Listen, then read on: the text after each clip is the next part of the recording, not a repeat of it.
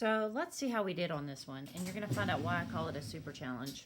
First off, if you found out that x is 4.5 and y is 7.5, you did everything exactly right. Now, we've got to figure out what x and y is. And when we look at this picture, first off, we don't know any of the angle measures. So don't ever assume anything about a triangle. Don't ever assume it's a 30, 60, 90, because that's not always going to be the case. So we don't know the angle measures, so maybe we want to start there, because in order to find out the missing sides, which is x and y, we have to know something about the angles. We've got to know 2 facts about them. Always at least 2 facts. So in this triangle here, we don't know anything except for the right angle, and that's it. So we actually are going to start with this other triangle, the one that we know about.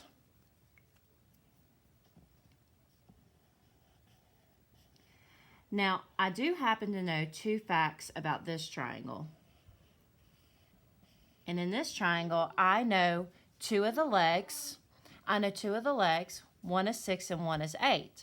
Now, I can find the third, the hypotenuse, without even knowing.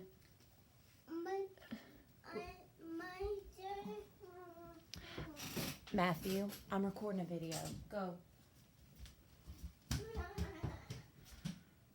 I can find the hypotenuse without having to know the angle measure, because if you go back to the very original video or the very original lessons in this unit, we can use the Pythagorean theorem. So our first step, step 1, is to find AC. And we're going to use the Pythagorean theorem to do that.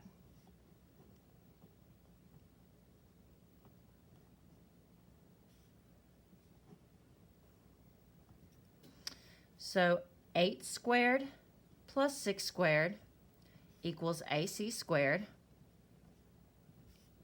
So 64 plus 36 equals AC squared.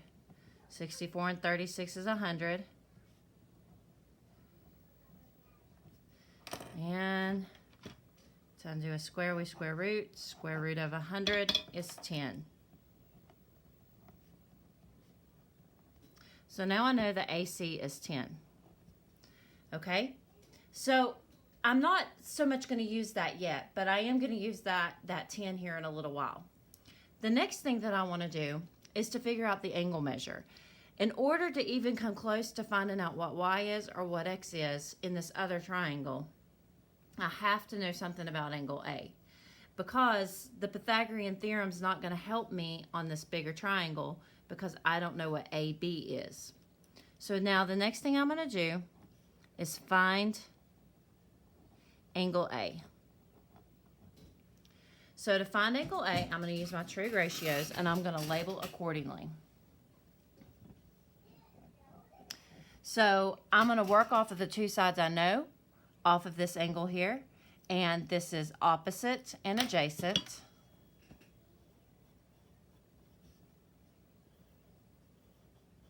So which ratio uses opposite and adjacent? Well, that's tangent. So tan A is equal to 6 over 8. And of course, to find out what angle A is, the inverse, so angle A is equal to tan inverse 6 divided by 8. Now my Inspire is not working, but I can do the same thing with the TI-84s.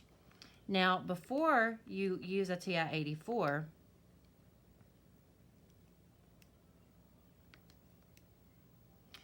one thing that we have to make sure of, if you remember back with the Inspires, you have to make sure you're in the correct mode.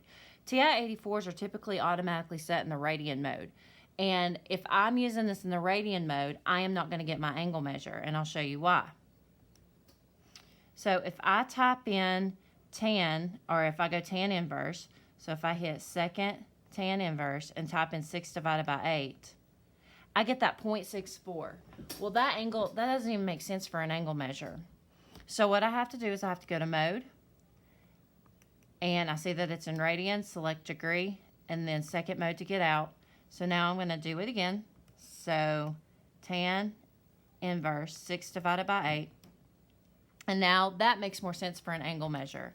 So angle A is equal to 36.86, so we'll go 36.87 degrees. So now that I know what that angle is, and it's an approximate angle, but that's okay, I'm going to write that in because we're going to be using that.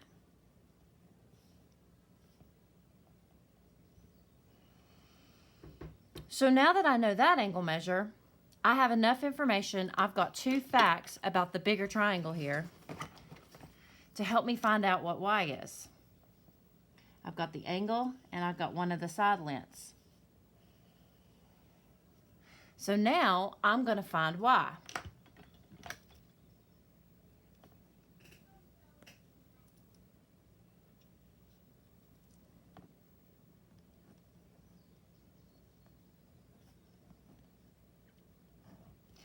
So if I'm going to find y, I'm going to label accordingly.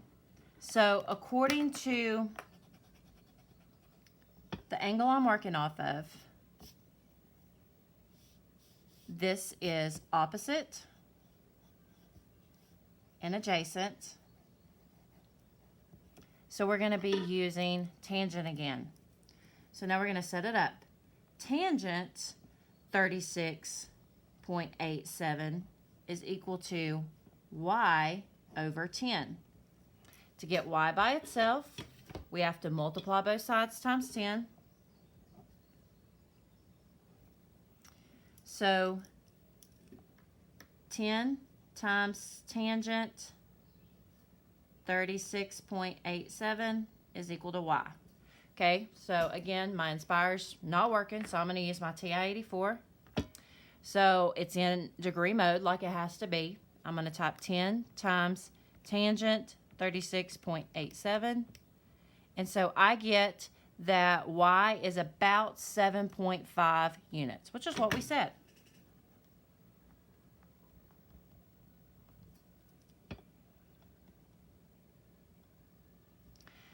All right, and so now I'm ready to find x. The problem is with x is it's in the smaller triangle here. It's a part of the big triangle, and it's also a part of the small triangle. Well, we don't have enough information about the smaller triangle, about that blue triangle right there, to be able to find x just using what we know. We only have one fact about that triangle. So we have to work off of the big green triangle to get there. So if you notice here, x is included in segment AB. And AB is part of the hypotenuse. And that's part of the hypotenuse of the big triangle here. And we do know 2 facts about the big triangle. We know angle A, and we know that one of the legs is 10. The adjacent leg there is 10. So my next step, step 4, is going to be to find the length of segment AB. So now I'm going to label accordingly. Okay, so according to angle A, AB is the hypotenuse, and that's the one side that we're trying to find. So we're going to use adjacent and hypotenuse. Which ratio uses adjacent and hypotenuse? Well, that's cosine.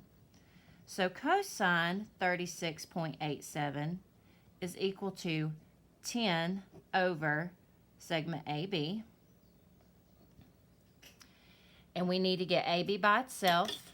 So the first thing we're going to have to do is multiply both sides by side length AB, which I guess I could have called some other letter. And so now I've got segment AB times cosine 36.87 is equal to 10. We've got to get segment AB by itself. We've got one more step, so we're going to divide by cosine 36.87.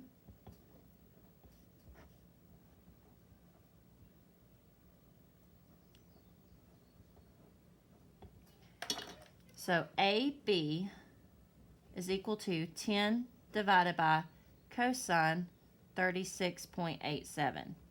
Type that into your calculator. 10 divided by cosine 36.87, and you get about 12.5. So AB is approximately 12.5 units long.